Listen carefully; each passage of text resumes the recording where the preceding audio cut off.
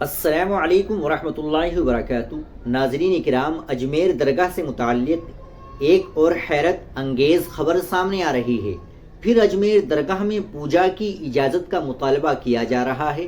ناظرین، آپ ویڈیو کے آخر تک بنے رہے۔ سامعین، ہندو سینا کی پھر شرنگیزی، ضلع کلکٹر کو وشنو گپتا کا مکتوب۔ راجستھان میں فرقہ پرستوں نے اب ایک نیا شوشہ چھوڑا ہے۔ مہا شیوراتری کے موقع پر اجمیر درگاہ میں پوجا کی اجازت دینے کا اشتعال انگیز مطالبہ کیا جا رہا ہے۔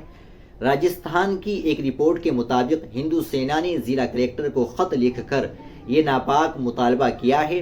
ہندو سینا کے قومی صدر وشنو گپتا نے دعویٰ کیا ہے کہ اس مقام پر قدیم شیو مندر ہے جہاں صدیوں سے پوجا کی جاتی رہی ہے۔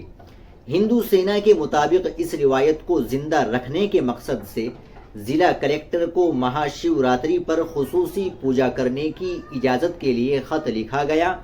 کلکٹر کو لکھے خط میں بے بنیاد الزامات بھی عائد کیے گئے ہیں۔